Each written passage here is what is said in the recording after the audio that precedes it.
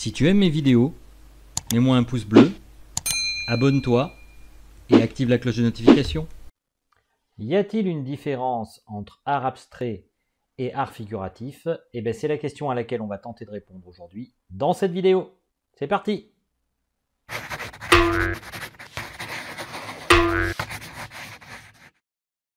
Bonjour et bienvenue sur cette chaîne. Alors aujourd'hui, on va tenter de voir s'il y a une différence entre art abstrait et art figuratif.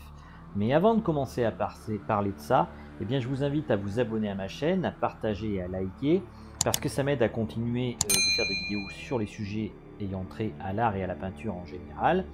Et je pense que ça peut vous apporter, vu que j'essaie de vous apporter ma vision en tant qu'expérimentateur amateur, et qu'en plus j'essaye d'échanger avec vous pour avancer et progresser dans cette passion qui est la nôtre, à savoir la peinture.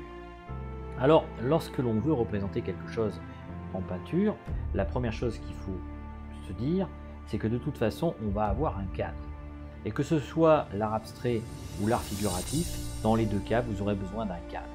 Alors, au niveau de l'art figuratif, on va peut-être utiliser une représentation, une photographie, une image que l'on voit dans la nature, et on va tenter de représenter cette image sur la toile du mieux que l'on peut. Pour autant, pour l'art abstrait, on va faire jouer l'imagination. Alors à première vue, on pourrait se dire que c'est totalement différent comme manière de voir la peinture. Pour autant, si on fait appel à l'imagination, dans le mot imagination, il y a le mot image. Et ça veut dire tout simplement que même si on fait de l'art abstrait, inconsciemment, on, s'inspire d'images que l'on a dans notre esprit et qu'on va réinterpréter à notre manière. Et donc au final, l'art abstrait n'est peut-être pas aussi abstrait que l'on pense, vu qu'il est quelque part influencé par ce que le peintre abstrait va voir dans son environnement. En figuratif, on va essayer de reproduire l'image le plus fidèlement possible, en tout cas si on a une vision de peintre réaliste. Si vous êtes un peintre expressionniste, vous serez peut-être à la croisée des chemins, c'est encore autre chose. Mais en tout cas pour l'art réaliste, ou en tout cas un art qui veut être le plus réaliste possible, on va essayer de peindre ce que l'on voit. Et dans ce cas-là, la première chose à faire pour pouvoir peindre ce que l'on voit, c'est assez paradoxal, il va falloir se détacher de l'objet.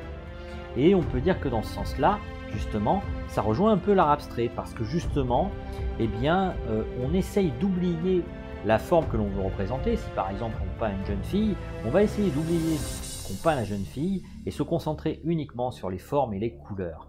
Et quelque part l'art abstrait, c'est ça, on se concentre sur les formes et des couleurs, sans avoir jamais défini les formes et les couleurs, et pour autant, eh bien, on va peindre quelque chose d'abstrait, alors que là, dans le cas justement d'une œuvre figurative, eh bien, c'est en mixant ces différentes formes, disons abstraites, qu'on va réussir à faire quelque chose de figuratif. Si vous voyez une ombre, elle n'a pas de forme. Si vous voyez une lumière, elle n'a pas vraiment de forme, même si elle obéit aux lois de la physique. Et c'est peut-être ça d'ailleurs le point commun avec l'art abstrait, c'est que l'art abstrait ou l'art figuratif obéissent aux lois de la physique, et ça, vous ne pouvez pas y échapper. Alors, moi je pense personnellement que ça peut être intéressant justement dans ce cas-là de pratiquer à la fois l'art abstrait et à la fois l'art figuratif. Pourquoi? Parce que justement, eh bien, avec l'art figuratif, vous êtes obligé d'obéir à, disons, une représentation des objets qui paraît, disons, la plus proche de la réalité, et donc vous allez essayer de représenter ces objets le plus fidèlement possible. Pour autant, il va falloir vous concentrer sur les différentes formes, et les formes qu'il y a dans les objets, savoir les ombres, les lumières, elles ne sont pas toujours, entre guillemets, correspondantes à des formes figuratives. J'espère que vous me suivez dans mon raisonnement. Et au niveau de l'art abstrait, par contre, eh bien, vous allez faire appel aux images que vous avez dans votre esprit, les recomposer quelque part, mais pour autant faire appel à une composition qui soit équilibrée, parce que si vous peignez un tableau abstrait qui est déséquilibré au niveau des couleurs et des formes, eh bien, il ne va pas être beau et il ne va pas attirer le regard.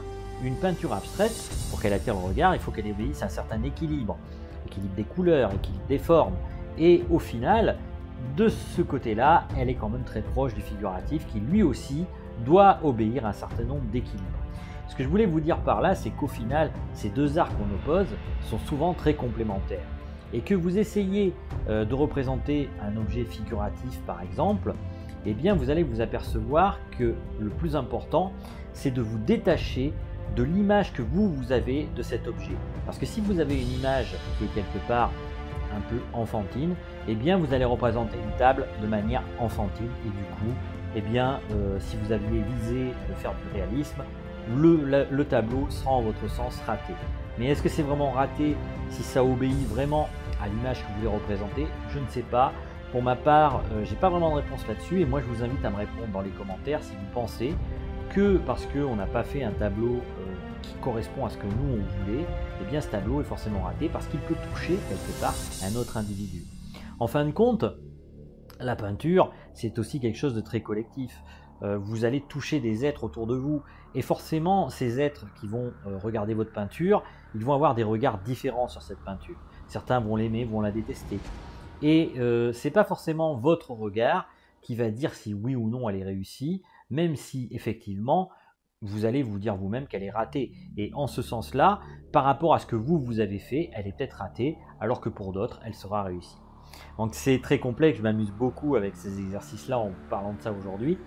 Mais ce que je voulais vous faire comprendre, c'est qu'au final, en peinture abstraite et peinture, disons figurative, les deux peuvent s'alimenter l'un l'autre parce que ce sont deux visions complémentaires de la peinture. Si vous essayez de faire de l'abstrait, eh bien vous allez vous apercevoir qu'il va falloir maîtriser les formes et maîtriser l'équilibre et maîtriser la composition. Et ça peut être assez révélateur justement de voir si vous êtes capable de faire une composition équilibrée en faisant de l'abstrait. Et ça peut vous apporter par la suite pour votre pratique du figuratif. Inversement, si vous pratiquez du figuratif, eh bien, si vous pratiquez de l'abstrait plutôt, eh bien, vous allez vous entraîner à faire des objets figuratifs et vous verrez que par la suite, lorsque vous aurez peint énormément d'objets figuratifs, eh bien, ça peut vous aider aussi dans l'équilibre de votre tableau au niveau de l'art abstrait.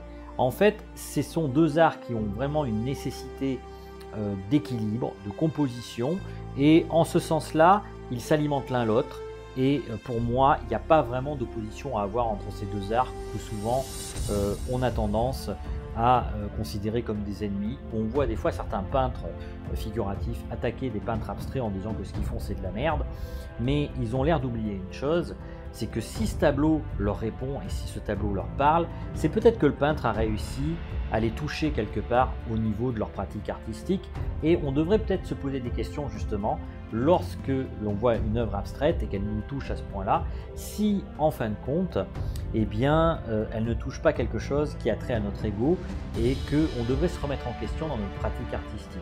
En fait, toute œuvre, à partir du moment où elle éveille des sentiments en vous, a une utilité parce qu'elle vous permet de vous reconnecter avec vous-même et d'essayer de voir où vous péchez et où vous pouvez vous améliorer. Voilà ma vision des choses en tout cas par rapport à l'art abstrait et l'art figuratif. J'aimerais bien que vous me dites vous ce que vous en pensez dans les commentaires. Pour moi, je pense qu'en tout cas, il est utile de pratiquer ces deux types d'art qui ont des approches qui semble-t-il ont l'air différentes, mais qui au final sont complémentaires. Je vais vous laisser pour aujourd'hui en tout cas. Je vous dis à bientôt.